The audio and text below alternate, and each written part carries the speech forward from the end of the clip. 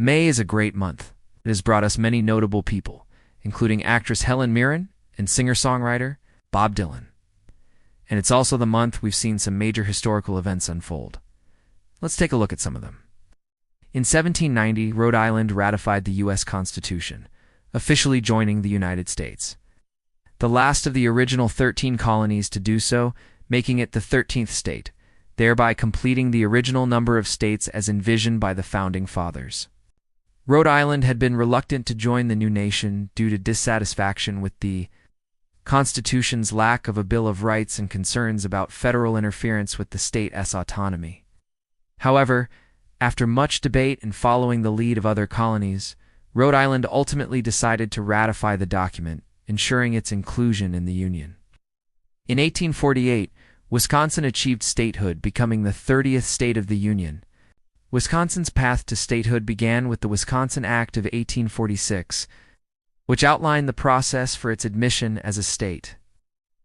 The act stipulated that Wisconsin would be admitted as a free state without slavery, which was a significant political move during a time when the issue of slavery was deeply divisive.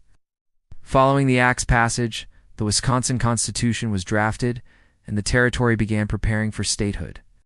On May 29, 1848, President James K. Polk officially signed the proclamation admitting Wisconsin as a state, a move that further solidified the United States as a national entity.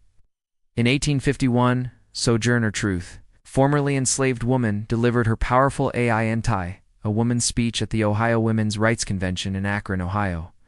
The speech was part of the ongoing fight for women's suffrage and against racial discrimination.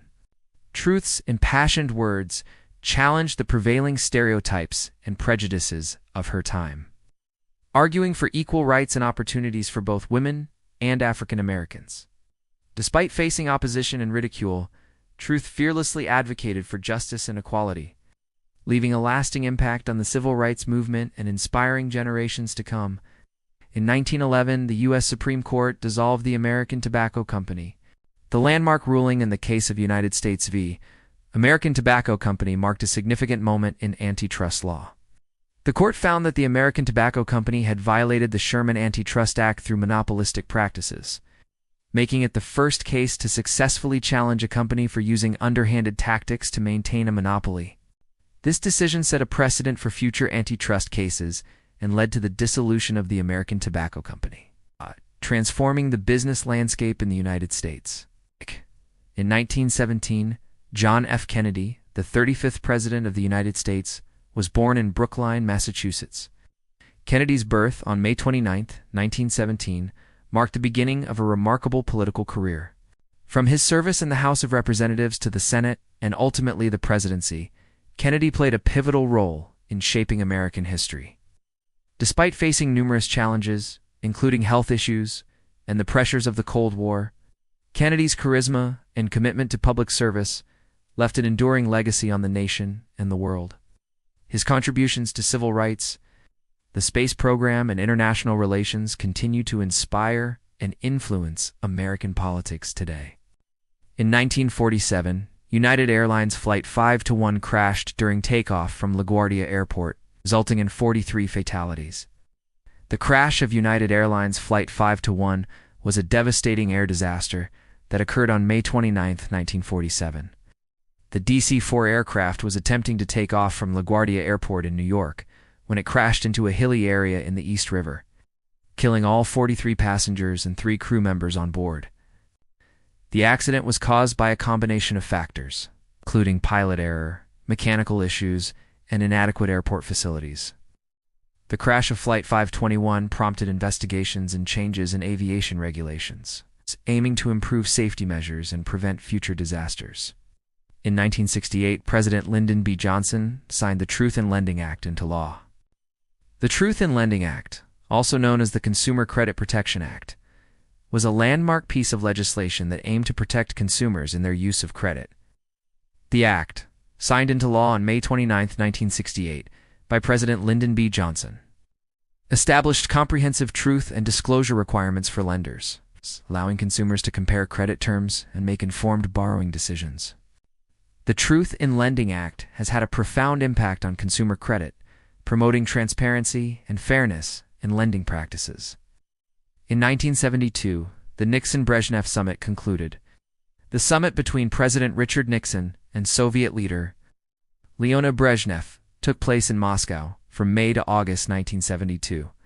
The talks focused on easing Cold War tensions and improving relations between the two superpowers.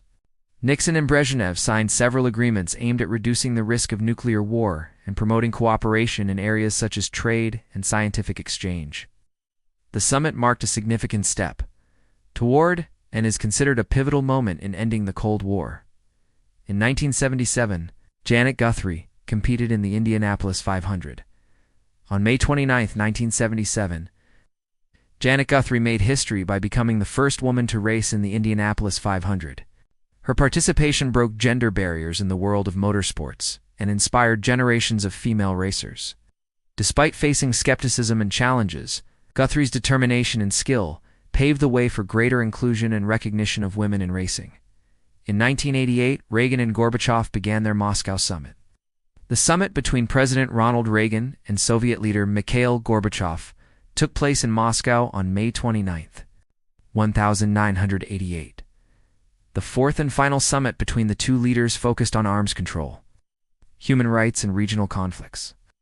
Reagan and Gorbachev signed an agreement to reduce the level of strategic nuclear weapons, further easing Cold War tensions.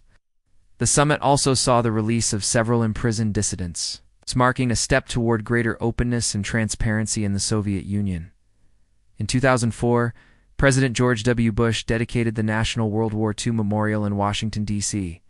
The memorial, located on the National Mall, honors the 16 million Americans who served in the U.S. Armed Forces during World War II. The dedication ceremony on May 29, 2004, was attended by veterans, families, and dignitaries.